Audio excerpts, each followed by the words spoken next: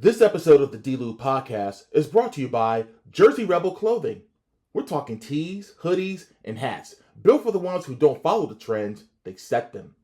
If you move different, think different, and refuse to blend in, this is your lane. And remember the mission: authenticity over conformity. Stay real, stand out, and wear it with pride. Official launch is June 1st. Don't miss it. Tap in at jerseyrebelclothing.com and on social media at Jersey Rebel Clothing.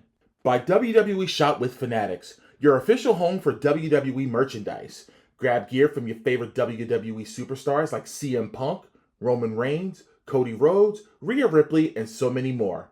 Whether you're repping at the arena or at home, this is where fans come to show love for their favorite WWE superstars. Check it out now at wrestling.thedlewpodcast.com for WWE Shop with Fanatics. By Goalie Nutrition. If you're trying to support your wellness in a simple, tasty way, Goalie makes it easy. From daily health gummies to supplements designed to fit your routine, it's all about small habits that add up over time. It's not about doing everything at once. It's about staying consistent and building better every day. Head over to goalie.thedlewpodcast.com and use promo code DLEW at checkout to get 10% off your order. Fuel your grind, stay consistent, and take care of yourself using Goalie Nutrition. Again, that's promo code DLEW to get 10% off your order at Goalie Nutrition. And by Simpler Hair Color. If you're looking for an easy, no stress way to keep your hair looking fresh, Simpler Hair Color is exactly that. Designed for convenience and a natural look, it's made for people who want results without the hassle of complicated routines or long salon visits. Just simple, clean, confident style whenever you need it. Head over to simpler.thedlewpodcast.com and use promo code DLEW10 at checkout to get 10% off your order. Again, that's simpler.thedlewpodcast.com and use promo code DLEW10 at checkout to get 10% off your order. Look sharp, feel confident, and keep it simple.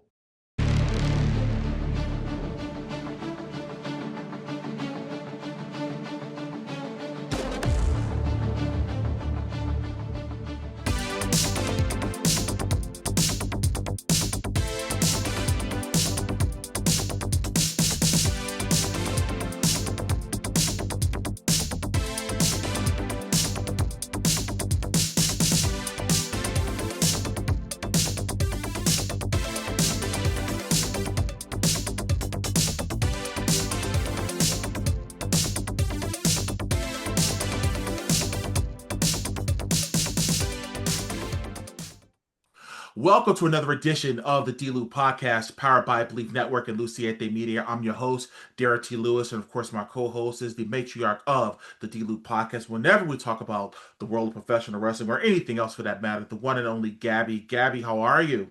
Good. How are you? I am good. We have a lot to talk about on this post WrestleMania 42 show. WrestleMania 42 was this past weekend. And oh boy, there was a lot to get into regarding that. However, I did not talk to you about this.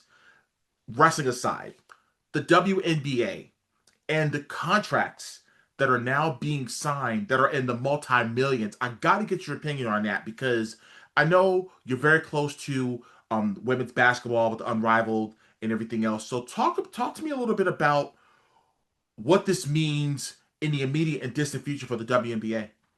The ladies are finally getting paid their worth. And then you have to look at it too. They added in some clauses where if you are retired, you now get additional money as well. So not only to look out for the current, look out for the past and the future as well. I mean, look at last year, Paige went number one, and I think her salary was like $77,000. AZ went number one this year, and I think she's 300,000. Like, it's insane the amount of money that they're getting this year. So like, kudos to them. I love it. I'm here for it. And I hope that they get more profit share this year. They also got profit share. Yeah, to me, obviously the league is the W is, obviously in its 31st season, and I've always 30th wondered this year. the 30th this year, right? 30th this year. And I kept wondering as far as why isn't it being marketed the way that it is for the men? Now, granted, the NBA has come a long way. I remember growing up. some of the games were on tape delay. You know what I mean? And it wasn't until David Stern took over the league in '84, and then you had obviously Bird and Magic, in that rivalry with the Celtics and the Lakers back then. And Mhm. Michael Jordan was coming along, and it just made the game. To me, the '92 Dream Team is what helped to me make the game go global. And I was Mhm. just wondering why the brass behind the W wasn't using that same philosophy from a marketability perspective to market these women. I mean, the league was built off of really, let's be real about it, the 1996 women's basketball team, the Olympic team. That's what the WNBA was built off of, those stars that were on that team.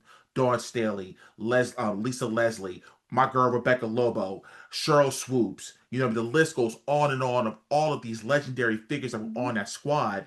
And to me, I'm number one, I'm glad that they're taking care of those veterans, Mhm. similar to how the NFL does with with their players. There's a they get some type of pension that they get every Mhm. year.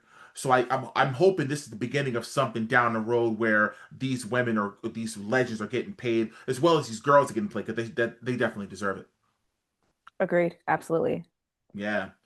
Well, again, we're going to talk about WrestleMania, the card itself, in just a little bit. There's a lot of other business we have to get into. First and foremost, the logistics of the hotel situation at the MGM in Las Vegas. Word was getting around that it was not security friendly.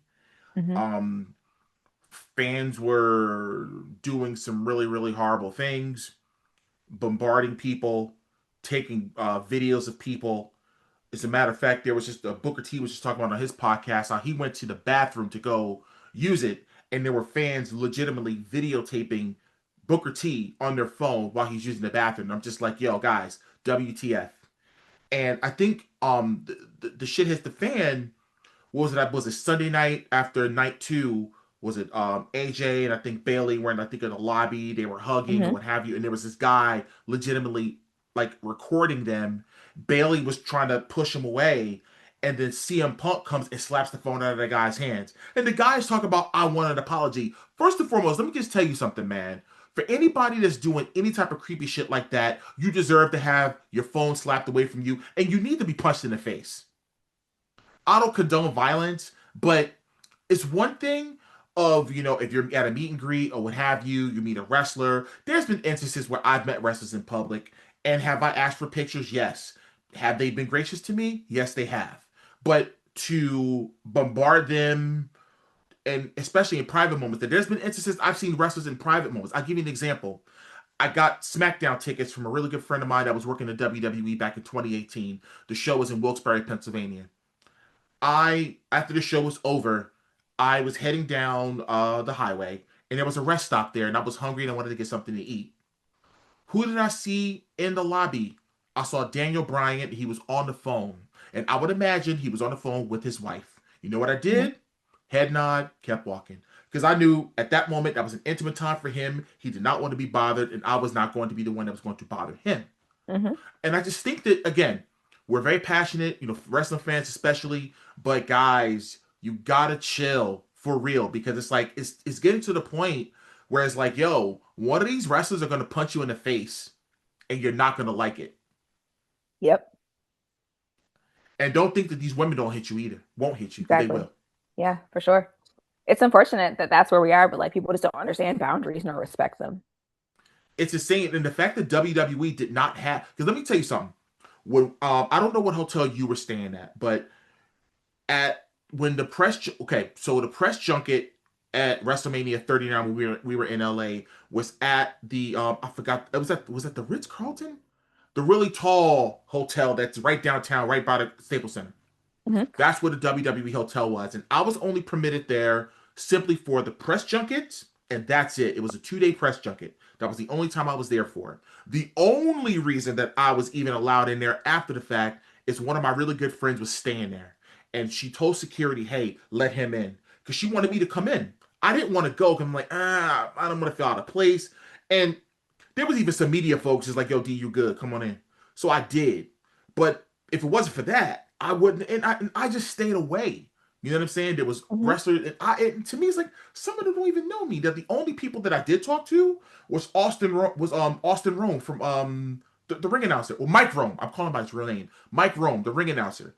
That's the only person that I had a chance to talk to. That was it. Other than that, it was just like, nah, bro. Like, I don't understand, man. It's like, and it makes fans look back. And again, we all love the product, we love it, but calm down because it doesn't make the fans it doesn't make fans look good. But also WWE, you guys got to do a better job. I mean, hell, you're charging an astronomical amount of money for these tickets, and I'm gonna get to that in a second. But y'all can't hire top-notch security to ensure these type of things do not happen. Yeah, it's insane. I mean, come on, man. That's it's crazy.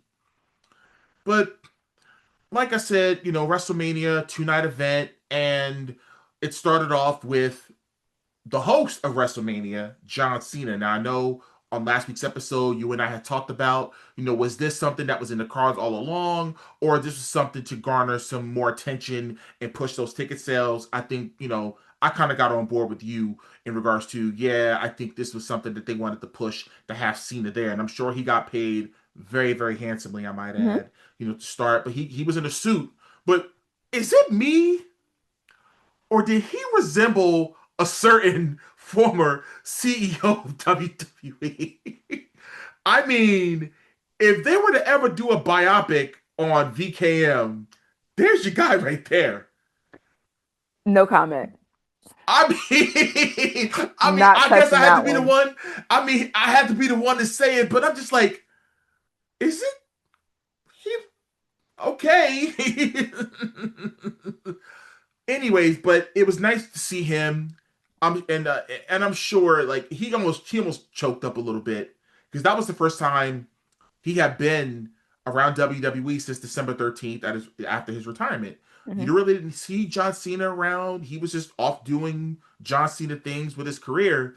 But it was good to see John Cena, to hear that music one more time, and him walking down the aisle and not running like he used to do. But he was in a suit with no more jorts, no more t-shirt, no more hat, no more wristbands or anything. That it was just John Cena as the host. And to be honest, we only saw John Cena four times: Hmm. the opening each night, and then when he read the official attendance for that night. So that's the only times. So we really The host didn't get. really isn't involved. I mean, in general, if you think about the host, they're really just there to open it and send you home. They're really there is no longer a need for like a someone. You know what I mean? Like it's a title by title. Like there's no like nothing behind it. Yeah, but it's like for me, it's like what was crazy is that there was no backstage vignettes. There were no anything. There was no type of like involvement because I thought there would have been a vignette of like Cena doing something backstage, But you know what there were? Commercials. Tons of them. and that's what we're gonna get into right now. Now, I get it. When they made the move to Netflix, at the beginning of last year, I mean, obviously WWE I'm sure there was some type of thing that's saying, "Hey, we're going to the streaming platform where we're going to get ad revenue from." Because let's be real, when you're getting a Burger King, a McDonald's, Snickers, Coca-Cola, Pepsi, whatever the brands are, Liberty Mutual Insurance, Hmm. Geico, Nationwide, all these entities, WWE relies on that ad revenue. Hmm. I mean, hell, even on this podcast, there are ads for a reason. A brother got to get kickback. You know what I mean? We got to get kickback. But the problem is that damn, it was overkill. I mean, when you talk about 5 minutes of commercials in between each segment, I'm like, what are we doing? Also on night two, they ran 30 minutes of ads for Hulk Hogan's thing. And it's like, read the room. That was Read another the thing. room. Read Yeah, the they room, were. ladies and gentlemen. Yeah, they had it, but now I get it because Hulk Hogan's documentary, as we're recording this on a Tuesday. This is going to be his documentary on Netflix is going to be debuting on the 22nd. So it would have already have been debuting on Netflix by the time you guys get this. But I'll have my feelings on that in just a second. But they had to advertise it because they were harping on the fact this is the first WrestleMania without Hogan since he passed away last July. So I understand. I understand. And trust me, we all have our feelings about that situation. We all have our feelings about, things that were said and that type of thing. But obviously, WWE, they want to stay face. They want to be able to say, hey, he was a pioneer in this company and he helped the company get to where it was and all that. And I get it. But they really like ran that ad a lot. And I'm just like, wow, it was just, You know what else was really interesting that I noticed? WrestleMania, that ladder match. Where were their entrances? I've never it's, seen WrestleMania cut entrances before. yeah, That's crazy. Which yeah. they started it and people were already in the ring, and like obviously they had their entrance in the stadium, but it's like Dragon Lee didn't get his entrance. Um, Rusev. Rusev, yeah. I'm like, how do you do that? Exactly. Now, I hope that on the replay they actually have those entrances. That's what I'm hoping because they can actually do that now, but they can go back and edit and they can put do some editing or whatever and get those entrances on there. But in my mind, I'm like, why is Dragon Lee already in the ring? This ain't Raw. This ain't Yeah, so SmackDown. exactly. But they were running Hogan hats during that time. It's just like, all right, man. All right. That was crazy. And like I said, again with TKO and all that they're doing, and it's crazy. And there was a audio clip I think it surfaced yesterday on social media. WWE, not WWE, a TKO, I guess CEO, I guess Mark Shapiro was at the University of Alabama doing a speech or doing some type of lecture, and he was talking about how kind of they're involved in creative. He said that's why you see an influx of celebrities like, Jelly Roll and this person and that person and Pat McAfee and all of that. And I'm like, so you mean to tell me that you got a guy with over almost 40 years of wrestling experience in Triple H, who's the chief content officer of the company, who's responsible for all the storylines you see, but you're also going to trump anything that he does, or ideas that they have in mind. You want to intervene. So this all now makes sense on maybe Dwayne was telling the truth last year when he was on Pat McAfee. I think it was 2 days after WrestleMania. Similar to what we're doing today, I was actually recording on a Tuesday after WrestleMania when you got back. Um, and he said that Ari Emanuel needed more tickets to be sold in Toronto for Elimination Chamber, so they wanted The Rock to come in and boost some ticket sales.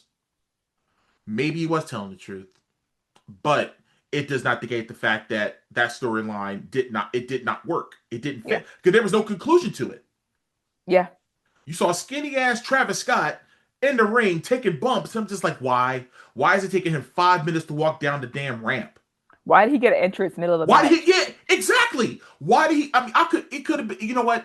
It could have been better if he just would have come from like the crowd or something like that, where he Mm-hmm. wouldn't have this long like Undertaker like entrance. Undertaker's the only one that can have those type of long entrances because he's the freaking Undertaker. Or actual wrestlers.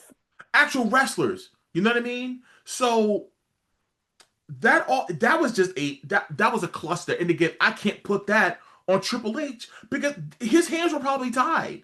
Yeah. It's like, He's a figurehead. what are you gonna do? Right. He's the Dana White of WWE. Because at the Mm-hmm. end of the day, TKO runs WWE and in the UFC. Dana White might be the president and all of that or whatever, the CEO, but TKO, they make the final decisions. Mm-hmm.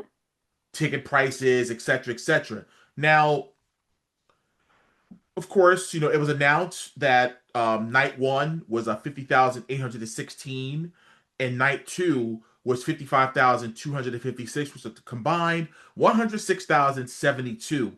So it was kind of similar to what happened at SummerSlam. SummerSlam had I think was it 53,000 or whatever it was, and the night two was 60,000. Obviously, because of I think the main event, obviously John Cena and Cody Rhodes, so people more like wanted to go see night two. So okay, cool. They broke 100,000. They made a lot of money, But still in all, I just feel as though that you probably would have matched what you had last year if you may have you it could have been well, let's not forget, because at the Superdome they could fit 78,000 in there. Hmm. So they probably would have had maybe 150,000 instead of 100,000. You're talking about money that you probably missed out on by you thinking you want to be cute and go back to Vegas thinking you're going to basically redo what you did last year, and folks were just like saying no, we're not doing it. You said you were not going back to Vegas I meant even it. before we found that they were going back to Vegas. So to me, in my mind, I'm like they missed out on they missed out on But some then you money. also have to look at too, that number is just turn gate numbers. That doesn't mean those tickets were sold. WWE gave a lot of influencer tickets. They gave a lot of celebrity tickets. That doesn't mean tickets were sold. That's people True. who came through the gate. Right. So hopefully they learned some lessons. We'll see. But like, Now the barometer is going to be SummerSlam yeah. because the tickets go on. I think the pre-sale I think is on the 30th, and which is my daughter's birthday. So I don't know, but then I think the ticket then the regular sale goes on. I think maybe that Friday or whatever it might be. But I don't know. Like I'm interested to see because now, well, we'll get to this later. A match that we thought was going to happen at SummerSlam may not happen because so there you Let's have work it. on that. We'll come back to it. Yeah. So we go to the first match, of WrestleMania, and they open up night one with and keep in mind, guys, they were showing the first two matches on ESPN2. Um, each on with the first night, and then of course the second night on ESPN one, the regular ESPN. But the first match was the Usos and LA Knight against Logan Paul, Austin Theory, and I Show Speed. Now, for those that know or don't know, I Show Speed was actually streaming his match. Somebody was in the crowd, like at ringside, and they had like I guess his the phone GoPro. on a pole, I guess, or whatever it was, and they were able to stream the match on his Twitch account. I actually went on Twitch and I realized, oh, they're a little bit of ahead because it's on, it's on a little, was it 7 second delay, what it might be or whatever. Hmm. So I'm like, oh, let me get off because I didn't want nothing to spoil. So I'm like, oh, this definitely makes sense because if this match was in the middle of the card, he would have been allowed to stream, and Right. because they were already giving this away, all right, Speed, you can go and stream your thing or whatever. So it was what it was. The match was 7 minutes and 8 seconds long. Tell me your thoughts of the match. It did what it needed to do. Mm-hmm. You know, the I Show Speed got his little moment. Like, I mean, I think that's what the match did what it's supposed to do. Like, I don't have any like complaints or like I'm not going to give it a high praise either. Like, it was a cute match to lock in fans. It did its job. Agreed. Now I will say this though, Speed is an incredible athlete. Hmm. I mean, this is no joke. I mean, this kid is for real. And it's funny because I think, if I'm not mistaken, he's what the third or fourth youngest to ever wrestle at Hmm. WrestleMania, which I thought was funny. What was it? Was it him, Javon Evans, Rene Dupree at WrestleMania 20, and that kid Nicholas at WrestleMania 34? I was just Hmm. watching WrestleMania 34 the other day, and I'm just like, why did they have to do that to Cesaro and to Sheamus? A kid, really? All right. He was the ref. That was the referee. I think John Combs. I think that was his son. Hmm. That's how he's able to get that. I just thought that was just funny. But yeah, that was it. That was 2018. That was 8 years ago. So that kid is 18 now. That's crazy. But to your point, it did do what it was supposed to do, because when you got a guy like Speed that has all this following, all this fanfare, all it's going to do is increase his stock in what he's doing on the outside. Now, will he return? I don't know. I mean, will I be shocked if he wrestles Logan Paul at SummerSlam? At this point, nothing's off the table. Right. I mean, let's be real. If we got Jelly Roll wrestling on SmackDown, first of all, which I'm just like, really? SmackDown? Really? Okay. Poor Kit Wilson. But anyways, yeah, of course, Division and I Show Speed do get the win because Speed accidentally hit Austin Theory, and of course, LA Knight BFT's Austin Theory gets the pin, and of course, Logan Paul is reading him the riot act, talking about you cost us you cost us the win, and he knocks him out, and they're beating him up, and then they're gonna try to jump. Logan Paul was gonna attempt to jump on Speed onto the table. Of course, the Usos and LA Knight, they come back and they help Speed. Then they're laying LA Knight on the table, and Speed just jumps and does a frog splash off the top of that pole on the ring onto the table. And I'm just like, damn. But that was close to perfect as you can get for a non-wrestler. So kudos to Speed, and I guess we'll see you at SummerSlam. I guess we'll put a pin on that one. The next match was the unsanctioned match. Jacob Fatu going up against Drew McIntyre. First off, I absolutely love the build up to this match. You know, it was a personal rivalry, and I love those because it really gives it more depth with the character and the storyline. But I loved Fatu's entrance, man. I absolutely did, paying homage to his Polynesian culture, and they have the fire and all that, and he was just looking like a complete badass walking down the ramp. And of course, you had Drew McIntyre. Is this going to be a thing now where Drew McIntyre is going to go to ringside and just take a picture? Yes. It's almost like Pete Rose getting tombstone by Kane every year at WrestleMania. Yeah. Oh my god, that was funny. That was really really funny. Um, everything you went to talk about the match and what you liked about it and what you didn't like about it. There wasn't anything. To me, it was one of the best matches of the night, top two easily. I'm glad to see Jacob getting a push. We'll see where it leads for him rather. It was a great match. No notes. Yeah, And one of the longer ones too, actually, I think. So yeah. yeah, that if I'm not mistaken, that may have been the third longest match. And I think that was the only because it was only 3 matches over 10 minutes, which is crazy to me. Yeah. But we'll talk about that in a second. But nonetheless, Jacob does get the win.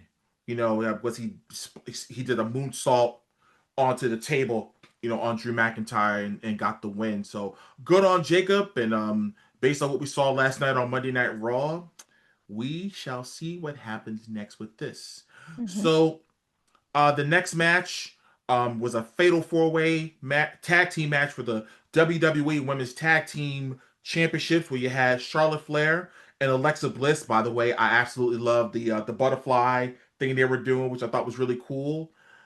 Bailey and Lyra Valkyria, the Irresistible Forces, coming out with the throwback to Demolition. Oh my god, I popped for that. My lady is like, Poppy, what is that they're wearing? I'm like geeking out over this. I'm like, you don't understand. I said, that's Demolition. Paying out was the Demolition. And they showed Axe and Smash on at ringside, and I thought that was so cool. And I saw a picture they just took in the back, Mm-hmm. and Axe even had one of the white spikes on, and I'm just like, whew. I said, that's my childhood, man. So I would have loved that they would have come out the Demolition's music. Now that would have been really cool. Yeah, for sure. And of course, the final team was the Bella Twins, and of course, there had been rumors that Nikki and wasn't going to be able to appear in the match, but due to an injury. Now, I had intel on Paige signing with WWE before the dirt sheets happened. I'll talk to you about that offline, but I had intel on that, and I'm just like, okay, I ain't saying anything. But of course, the news comes out, and I'm just like, well, I think they may have spoiled who I thought was going to be Bree's tag team partner, Yeah. and of course it was Paige. Huge pop regardless, and it was so good to see her back. Everything. I mean, again, when you talk about these type of matches with a fatal four-way, not just with singles but with a tag, it's just anything goes, and it's like you're not looking for the most technical wrestling. You're just looking for a really good flow of a really good match. Mm-hmm. And anytime you got a Bailey in there, or Charlotte Flair, or you got Alexa Bliss, and all these veterans, Nia Jax. There was enough veterans in this match to make sure that everything went smoothly. What were your thoughts on it?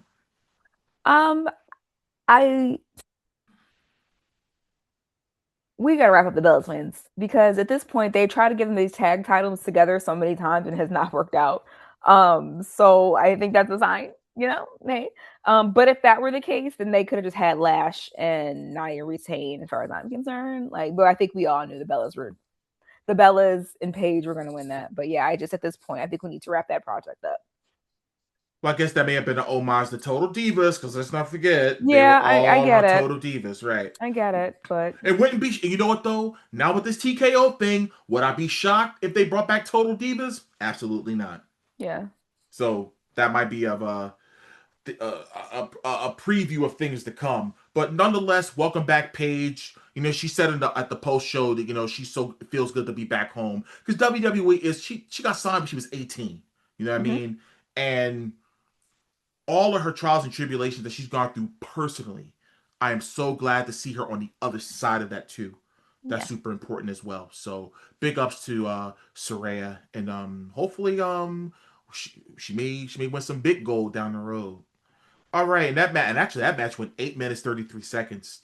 So the next match was a singles match for the women's intercontinental championship. Hmm. Becky Lynch challenging AJ Lee. I loved AJ's entrance where she had those little girls, skipping around like her, and she had her nieces with her too.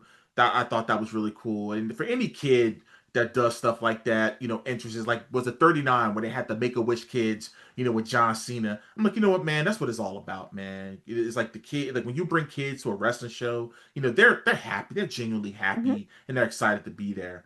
But of course, there was some chicanery in this match. Obviously, Becky and her heel tactics, doing all that type of stuff. What were your thoughts on the match? Um, I thought AJ was gonna win, so that's kind of interesting. But also, based on kind of like how it went after the match, it sounds like AJ's gonna take some time off, or maybe she's done. I don't know. So that also kind of makes sense. Yeah, I mean, and obviously, it was a nice way you make it again. It wasn't a clean finish, and that she took the belt. First of all, Jessica Carr almost went to fisticuffs with Becky Lynch. I'm like, okay, let's go. You know what I mean? But obviously, Becky Lynch, she slipped that turnbuckle off, and AJ hit her head on it. Becky does the manhandle slam and gets the 1, 2, 3, and new women's intercontinental champion was a third reign now for Becky Lynch. All right, the next match, which again was probably one of the best matches on throughout the weekend, Gunther versus Seth Rollins, and again, nothing I can really complain about. It was a solid wrestling match that, again, I think what we were talking about last week about obviously this tying in with the Vision and Gunther, Paul Heyman owing him a favor and all that. It kind of ties in because of how the match ended. Of Hmm. course, we were all speculating. I think you did too about the possibility of Braun Yeah. Breaker coming in to interfere, and he did a 75-yard. Well, not 75, not yet, but he was on the side of the ramp because the guy I think it was Brock Lesnar guy on that's on Twitter. I think he recorded Braun literally just waiting there in the back or at the top of the ramp, Hmm. waiting to get the cue to go, and he spears Seth Rollins and Gunther actually makes him submit. But here's the crazy thing: WWE on Twitter said Seth Rollins had tapped out, but there was a community note that says No, he no, didn't. he did Yeah. not tap out. I thought that was hilarious. I'm like, damn, you got a community note on your own tweet. That is bad. But of course, now the beatdown happens on Seth.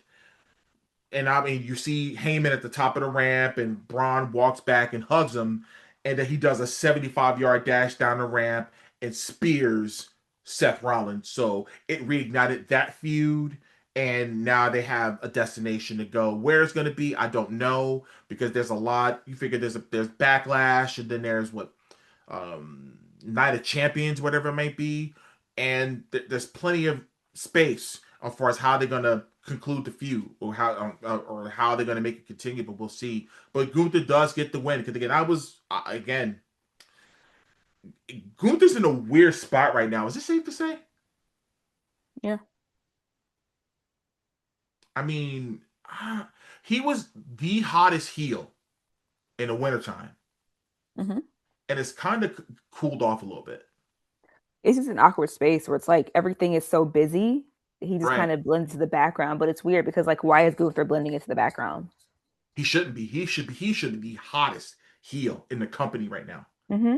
That man put away Goldberg, John Cena, and AJ Styles in a matter of like 4 or 5 months, Mm-hmm. and that should have been far more highlighted. But hey man, I guess they have selective memory, I guess, when it comes to their own stories. But that's neither here nor there. But that match went 17, almost 18 minutes. That match almost went, so they had a lot of time, Mm-hmm. for the match. Of course, the semi-main was the women's world championship. Liv Morgan challenging Stephanie Vaquer. Now, I don't care what. Again, it's my opinion. I am a big pop music fan. I absolutely loved Liv Morgan's entrance. Your thoughts?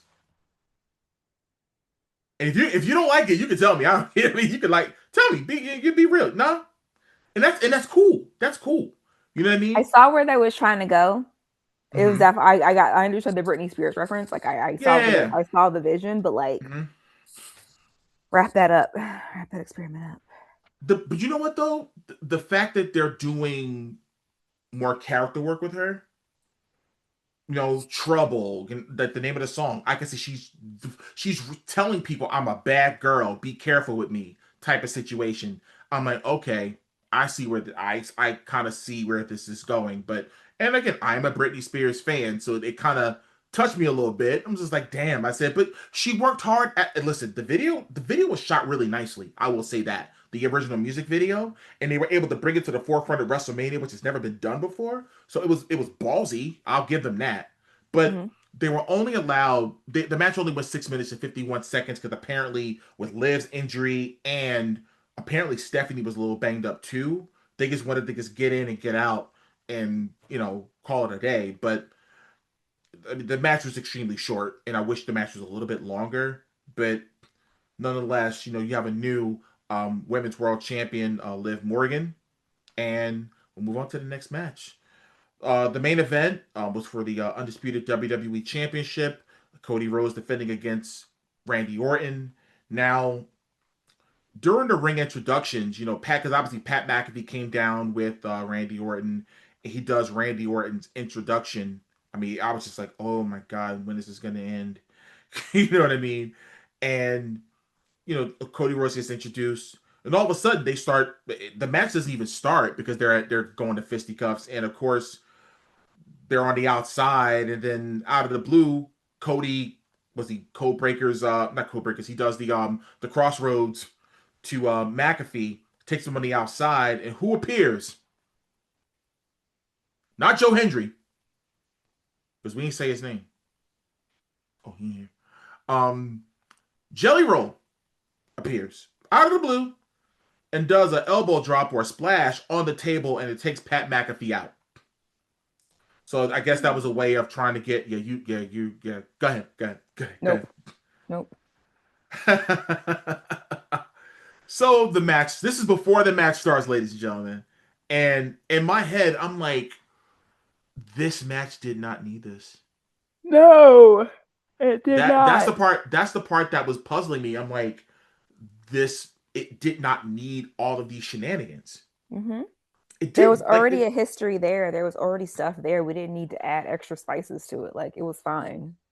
call me crazy. I would have rather had seen. Now, granted, I don't like the guy because he took advantage of people. If they would have had DiBiase Jr. do a run in, I could see it. I get it because he was a part of that history. Mm-hmm.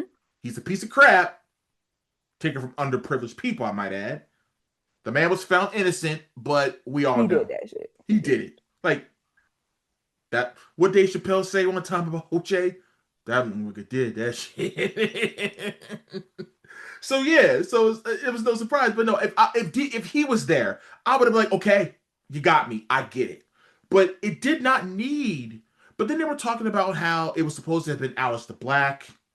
You know what I'm saying? That was supposed to have been involved in this, and I guess he was gonna tell him to punt him, but he didn't punt him, and he loses, and then Aleister Black will be waiting and say, "I told you," saying, "I told you so."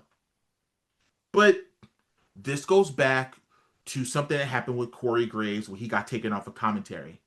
Remember when he was talking about how TKO was saying that they wanted Pat McAfee instead of Corey Graves because Pat McAfee was the bigger star? this basically proves Corey Graves right. Mm-hmm. Who's doing a fantastic job, I might add, considering all that he's doing across PLEs, Raw, SmackDown, whenever he's called upon, and even calling the action at AAA. So Mm-hmm. good on him. But it didn't need all the gaga. Yeah, I agree. It didn't. I mean, the match. I mean, now there was also reports on Randy Orton had allegedly had been injured or hurt. I don't know if he was. They were playing into that because he was favoring the back, but nonetheless, Cody gets busted open. Randy Orton gets busted open, and he got. I think he got Cody with the RKO, and I even think Randy tried to get him with the Crossroads. Cody did the RKO on Randy Orton, but nonetheless, Cody was able to get the Crossroads because Pat McAfee comes down with a neck brace on with a referee. The referee gets knocked out, Mm-hmm. and McAfee's going to count. Orton hits McAfee with the RKO, and then Cody comes behind us with the Crossroads and gets the pin 1, 2, 3, and he retains. But man, oh man, what happened after the match was crazy. Something that was unintentional, obviously, but Randy Orton hits Cody in the head with the belt, and then he punched him for real. Because man, if you guys saw Monday Night Raw last night and saw the condition of Cody's eye, man, that was nasty. Like, can you Mm-hmm. imagine somebody's your shin hitting somebody's eye? I Nope. mean, and that's how WrestleMania ultimately goes off the air with Cody completely laid out, and I'm just like, okay, that's obviously this is not the end of WrestleMania. Night one, yeah, but so on a grade, this is on the Gabo meter. What do you give WrestleMania Night One? A A C? solid C plus. I gave it a C plus as well, and the plus, believe it or not, the plus was really because of me. Well, let me just take a look here. What was the match that's going to go in my notes here? Yeah, the Gunther Seth Rollins match. Yeah. That's it. Like, that was the only thing that kind of saved it, to be honest with you. It tipped the scale. Yeah, that was it. I Yeah, agree. C plus. absolutely. So, was it night one where that announcement was made? What announcement? Bianca. Two. That was Wait. night two? Was it night one? Two. It Two. was night two? Two. Okay. Two. Yeah. Two. It was night two. Okay, got it. All right. And we'll get to that in a second. All right, so we start off night two. Obviously John Cena comes back down and welcomes everybody to WrestleMania. And first match on the card, again, free on ESPN, Obafemi against Brock Lesnar. Now, I'm just like, man, this man's gonna have to strut 75 yards. And did. I'm just like, damn, like his arms are gonna be tired by the time he gets there. And Brock comes out. I did not know how short this match was going to be, Yes, you but did. Yes, you yeah, did. dude. You didn't. You did. Let me stop you there. I was Let me hoping it stop you there. wasn't. I was hoping it wasn't, but 4 minutes and 46 seconds. Brock gives him an F5. He gets up. He choke slams this man and gets him into his power bomb and pins him 1, 2. I mean, first of all, I haven't like popped for a match like that in a long time. Like an opening match for anything for a young wrestler who has only been wrestling maybe 4 or 5. Was it 2022 he got there? Where he I was on think the so. yeah, he was only been there 4 years, and the fact that he has captivated an audience the way that he has, everybody, kids, um, women, people of all walks of life doing that strut, man. I'm doing the strut in my living room, man. Like I was like, this guy is money. Ah man, what were your thoughts on the match? We'll talk about the aftermath in just a second, but what were your thoughts on how Brock was able to make this kid look so good? like I said last week, when Brock wants to do the job, Brock will do the job. Like there's you know what I mean? Like he set this kid up for success, which is when you are at that stage in your career you should be doing. Right. So, and we also know Brock likes to do his match and go home. So we all knew he was opening regardless of who he was facing. He even when Right. he had the title, he If goes he opened at home WrestleMania 35, it's like I'm out of here. and did. But And that's what saved him when he was in Saudi. The fact that he grabbed his match up and he went home where they all got stuck. So like again, when Brock wants to do the job, Brock can do the right. job. So like, and then when you see the end, you understand why the match was so short, right? Yeah, and what I didn't know, because I was rewatching it a little earlier just to kind of get do my notes and everything, and you saw Brock taking off his gloves, and you saw Wade Barrett pat. I mean, he was doing this to Michael Cole because they didn't know this was He didn't know. happening. No one No knew. one knew. He took off his, and I was Heyman like, did. nobody knew, and I'm like, oh really? And again, my lady, my daughter, they don't really understand the significance of like that type of stuff. I said when anybody is taking off their boots or anything like that and they're laying in the ring, that they're done. Mm-hmm. And they were like, oh, she was like, oh, I didn't know. Wow. So because in my mind, I'm thinking, oh, Minneapolis SummerSlam is going to be the swan song. And I think that's what we all thought, and that's why he didn't do it. Because I think there was an interview that he did recently where they asked him, and he was like, "You, we'll get there when we get there. You won't know. I want it to be a thing." So I think because we all expected it to happen during SummerSlam, he was like, Mm-hmm. "Not so fast. I'm gonna do it now." Um, it made sense. Right. It made sense. Like I said, when he wants to do the job, he will do the job. But fill me up to be good." So Yeah, because when he came back at SummerSlam, I was at first I'm like, okay, with all of this hovering over his head, why is he back?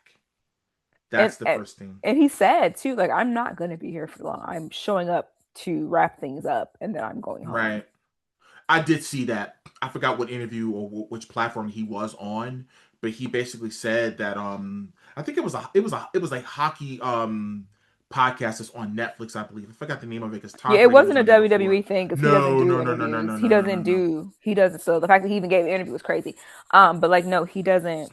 He's not a social. You're never gonna catch him in a meet and greet. You're never gonna. No, I mean, no, no, like, no. you're never. That's never gonna happen. So No, that's not happening with him. But well, cool. I mean, number one, that he was able to put. He must have seen this kid and saw something. He may have saw maybe what I guess what he sees a lot of himself and over that, and like I Femi. said, there was a level of respect there because he threw shot put. He was a shot put champion. His daughter is a shot put champion. She won on her. Right, She won NCAAs on her first throw. Like, and there's a right, level of respect there of understanding. Like, I'm not here on my family name. I am not here because I am a third generation wrestler. I am here because I want to be here and I hmm am an athlete and I'm powerful, as opposed to others who have entered the business. Like, I'm not here to garner social media attention, right?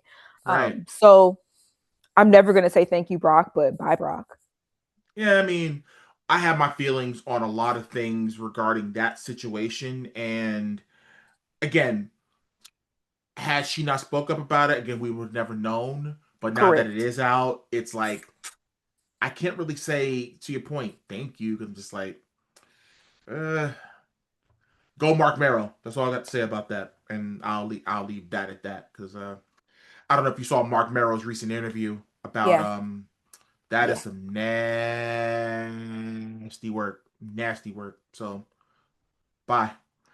All right, next match, the six pack ladder match for the Intercontinental Championship. You had the champion Penta defending against Javon Evans, Dragon Lee, JD McDonough, Handsome Rusev, and the legend Rey Mysterio. First off, I mean, again, any type of match like this, especially when you got the high flyers like Penta and Javon Evans and Rey Mysterio and Dragon Lee, like you're gonna see. Because I don't consider JD McDonough to be a high flyer, although he's a smaller guy. He's more of a tactician, so I don't put him in that category. And obviously Rusev was the power was the muscle in this match, and I think they had to use that to balance that out, which is totally fine by me. Um, there were instances I thought Rusev was going to win the Intercontinental Championship. I actually thought that was happening during the match. Um, I honestly, because remember last week my pick was like if they want to put the shine on Javon Evans, I think this will be the match to do it. But I wasn't upset on It the made end of it. sense for It, Penta it to made go sense. over. Absolutely. 15 minutes, 8 seconds. Your thoughts on the match? It was a great match. And a lot of spots in it. Excuse me. I understood why Penta won. It made sense for Penta to win. I'm not mad at it. I'm Who's not to mad say that either. Javon won't win it somewhere else? There are so many Mhm. PLEs. They drop one every couple of weeks at WWE these days. Um, and he still got his moment. So like, it's still a win for Javon Evans at the end of the day. Right, It's a right, right. win-win. 100%. And to me, again, he is only It's a 21 baby. years old. Mhm. I mean, truly, he's 21. And it's like there is so much career ahead of him. Like he's gonna spend. I believe he's gonna spend his entire career in WWE, He barring ain't any going nowhere. injuries. Barring no. They see he's money. I was watching Raw last night with my son, and he's kind of starting to get into it a little bit. And the minute that he saw 6'7" on Javon Evans' t-shirt, he's like, "Oh my God, 6'7!" And he's doing these flips, and now he likes Javon Evans. It's like that's the type of wrestler that you want. You know, when you especially when you have that kid demographic, he's the one that's going to be the meet and greets and all. He's Hmm. man, the sky's the limit for him. You know what I mean? But like I said, Hmm. I had no problem to your point. I had no problem with Penta retaining because to be honest, it really these type of matches anybody can win the match. So the fact that the champion was able to come out on top says a lot. So Right. kudos to Penta, and I mean they're doing him and his brother Ray Phoenix are doing awesome work in the WWE. The next match, the United States Championship, Trick Williams with Lil Yachty challenge Sami Zayn. Yeah, let me tell you, if Lil Yachty stops rapping and becomes WWE full time, he will be one of the best managers. I'm telling you. I mean, he was in there bumping. He was taking bumps and doing this and doing spots and all of that. But man, Trick Williams and that long train that he had on the bottom of his mink coat. It's CVS receipt. Hmm. I mean, yeah, that was funny by the way. Whoever did that, somebody took the time to put a CVS receipt on Trick Williams' train on the picture. That was just hilarious. That was too funny. But here's an interesting spot that he's in right now. Now he's supposed to be a heel, Hmm. but I think he's following in He, that trap that The he Rock can't. fell into in 1999, around the time that he was in the corporation and all this other stuff. And no matter what The Rock said, the fans were just repeating, "No, no, no, no! This ain't sing along with the champ," and all that stuff. And it's getting to the point where it's like, yo, Trick, wait, you have again, it's gonna have to happen organically. I don't think that Trick Williams is gonna come out and say, "Hey, I'm this good guy, come cheer me." No, they're already cheering him, Right. and I think they're only booing Sami Zayn, like I said last week, Because Trish just, yeah. because he took Carmelo Hayes' spot. But I'm like, But now we should get Carmelo versus Trick. So then once again, like we said last year, so not last year, last show, sometimes you just got to watch it play out. It sucks that I didn't right. get a Mania moment, but like No, we I would still have put. I get. mean, to be honest, like granted, I know that the IC title is a Raw championship, but for for argument's sake, I would have been like, "Yo, you lost the US title. How about we do this? We put you in a ladder match and see what happens. And see, I'll give you a shot at the Intercontinental Championship, so you can be on WrestleMania." I would have. If I had the pencil, knowing okay, Melo's gonna be okay, fine, he's not gonna be US champion, but we could put him in a ladder match. Yeah. Why not? So I wouldn't have a problem with that. But again, the match was 7 minutes, 7 minutes, 7 seconds long. I was expecting a little bit of a longer match because the biggest complaint was from night one that everybody was talking about online that the matches were just way hella short. Now the matches were much longer on night two of WrestleMania, but for this championship match, I thought it would have been a little longer, but I guess they wanted to really Yeah. highlight Trick, to get that win. and it was pretty much the statement. Okay, he's going to be our guy on SmackDown. That upper tier mid card level he's going to be on. And again, maybe the collision course is SummerSlam with him and Mello, and they got history. So we'll see where all that lies. All right, we got a street fight between Dominic Mysterio and the Demon Finn Balor. That interest was incredible by Finn.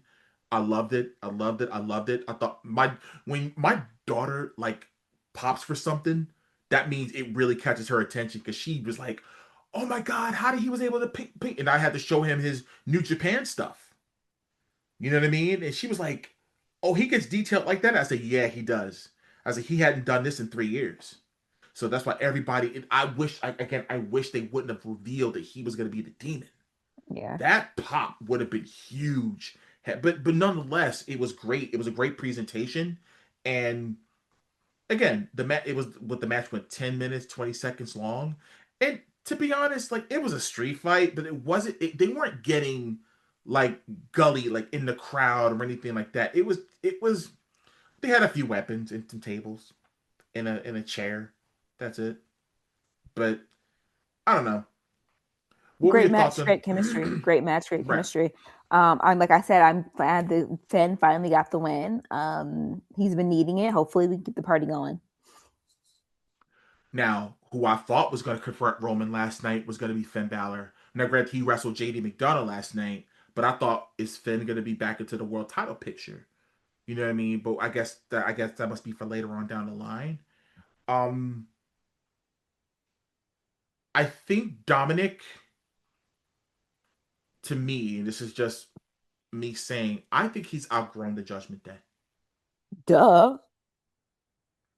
I think Yes. that now I like the fact that the progression was, hey, he started out as this kid that they had to beat him up and to get him into the group to the point where it's like he's kind of done this, but he's levels above everybody at this point. No disrespect to the ladies by any means, because I Hmm. love all three of those girls that are in there. JD McDonough is a hot hand, but I just think that I think Judgment Day is kind of worn out as welcome. I think, Hmm. and I think they should move on to something else.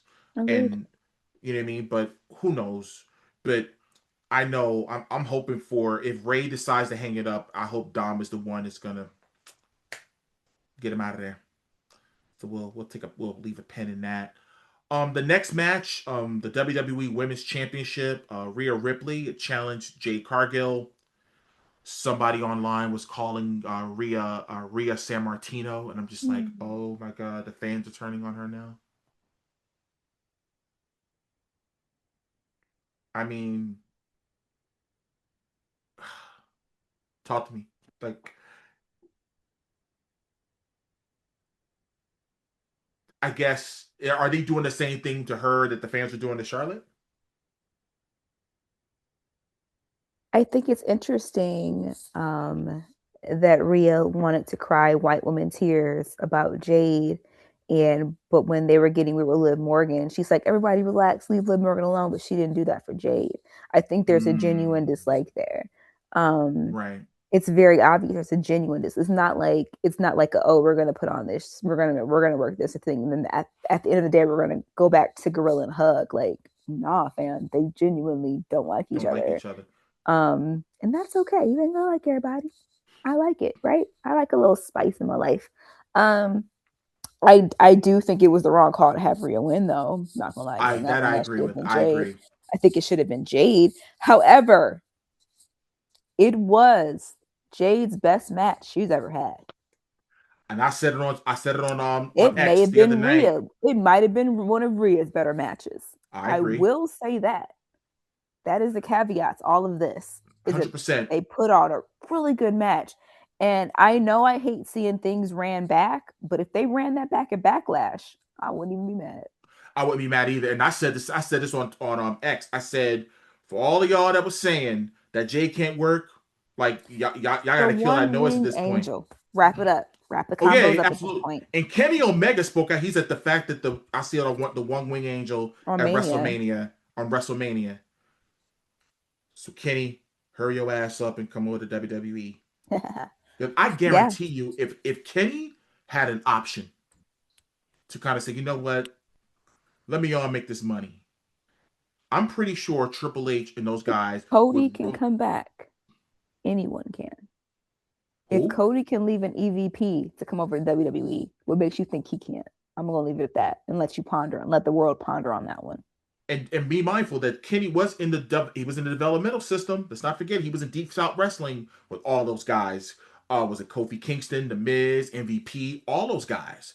Kenny Mm-hmm. Omega was down there. So, I mean, first of all, I think the WWE would roll out the red carpet for Kenny Omega. I truly believe that. I truly Yeah. believe that he has star power. He's a global superstar, and the fact that he's up there in age at this point, and I Mm-hmm. mean it's a much to me I think WWE is a much safer style if I could say, and this is Mm-hmm. no offense to AEW and what they do, but we all know AEW can be a little reckless at times. They can, Mm-hmm. and as you can see, there's a lot of people that are hurt right now because of that. So we'll see. But no, I actually loved the match. It was I was just saying, damn, Jade is in there like getting busy in there. Mm-hmm. Psychology, all of that stuff. And sometimes it could take you to maybe be in a ring with a Rhea Ripley that's saying, all right, and you're in there with someone that's been there and Mm-hmm. done it, and you're able to get up to the level. And I'm not saying Jade was a bad wrestler, but I just felt she became a better wrestler. Agreed. You know what I'm saying? So this wasn't Mm-hmm. bad. And I just think that, and I mean, granted, off top, not want to say off topic, but I mean, hell, she released her DMs a week or so ago, and I'm just like, I mean, are we shocked? No, but it's just like, guys, that's all. That word that I refuse to even give power, but I don't use it. Is that's the only thing that you could ever conjure up to talk about somebody that looks like me or looks like Gabby? I mean, come on, guys. It's like I think that because you're sitting behind, a keyboard or your smartphone or your smart device or whatever, and you think you can just say whatever you want to say again. But I guarantee you, if you met that person in real life, you're gonna be wanting an autograph or to sign a pop up. What do you call those toys that you can sell on eBay? You know what I Mm-hmm. mean? Like, it's like fans are really really weird, and it's just like I'm sick. And to me, I've been sitting back and I've been holding back because I didn't want to be that guy that's like talking about that and that type of stuff. But that's ridiculous. That's really really Never ridiculous. fails, unfortunately. It doesn't. So again, Rhea does win. I love the exchange and how she won the match. So Mm-hmm. good on her with that. And of course, the main event. Holy sheesh, 33 minutes and 56 seconds. Roman Reigns against CM Punk. Now, anybody that knows me knows my fondness for CM Punk and his journey from the beginning, and the fact because he had been alluding to it, living little snippets on his Instagram story from lyrics from Miseria Cantere by AFI, the band known as A Fire Inside. And it was a song that he came out to in Ring of Honor. Believe it or not, he actually used that song when he was in OVW when he first got signed. Mm-hmm. And he used it once in AEW in that match against MJF in that dog collar match at AEW Revolution. And it was crazy that because of the age demographic, there was only people like my age and up that knew about that song. But he had been alluding to it, so I'm thinking, yo, if Punk comes out to this, man, that's gonna be crazy. And the way they shot the city of Las Vegas with that song and how they did it with Punk sitting on top of the stadium and all that stuff was just pulled at my heartstrings. I'm like, oh my god, this is incredible. I said, this is what Punk wanted. Win, lose, or draw, like this is what Punk wanted. Mm-hmm. And I'm so happy for that dude. But anyways, what do you think about the match? What were your thoughts on the camaraderie of the match and how it went? They had amazing chemistry. They probably had better chemistry than Punk and Seth. Like they were able to have a balance with each other where they were able to play off of each other's strengths and weaknesses. Right. It was just a great match, um, match of the night easily. That was match of the weekend, to be honest with you. Mm-hmm. And to me, the storytelling was incredible. But here's the thing. Here's the story. Punk has now lost the world championship to all three The Shield. members of the Shield. The thing that he put together. If that's not story, and that's the thing, Punk is willing to do the job. That's not a problem if it makes sense. And boom. And after his promo last night on Raw, you totally forgot that he lost. Mm-hmm. That's the thing. And his jacket, his tribute jacket, was incredible. You know, obviously shouting out his wife's homeland, Puerto Rico, and of course the three WWE employees that had passed away. And then on, of course, the back of the jacket was the king with the purple crown for Harley Race, who went by King Harley Race in WWE. You know, he was on the kind of on the downward end of his career. But all in And all, Larry. and Larry, I can't forget about Can't forget Larry. about Big Larry. Absolute Larry, man. And so it was Punk, like he to me, it's like he's in a really, really good place, man. And it's like Mm-hmm. I'm happy for him as a longtime fan. You can see that jersey license plate behind me right now that I got from WrestleMania 29 that I've had for years, and it's now in my studio because again, my favorite wrestler, and I'm so happy, really, really happy of the match that he put on, and him being the true main eventer that he is, that he's always been, and I'm glad that we finally got to see him in his true element. And I got to give Roman his props too, because Roman came to play, man, and it's like I love what they were able to do and all of that. Well, before we get out of here, guys, you know, again, thank you guys for those that listened to the show last week. The audio, unfortunately, there was some discrepancies with video. I'm working on that to get that on the YouTube, but you can follow the show, you know, at the D-Lew podcast on all social platforms. You can follow me, of course, on all social platforms at the real DT Lew. And don't forget, guys, my clothing line, Jersey Rebel, is coming June 1st. So make sure you follow Jersey Rebel on all social platforms at Jersey Rebel Clothing. X and Blue Sky are the only two platforms. It's called Jersey Rebel Clo. Make sure that you follow it on there. Gabby, tell them where they can follow you. You guys can find me at Hi Gabrielle on all social media. All right. Well, guys, it's been a pleasure, you know, to once again bring you the D-Lew podcast. And again, I'm glad that I'm back. I'm glad that Gabby's back. And that's the missus. So I got to go. Take care, guys. See you next time.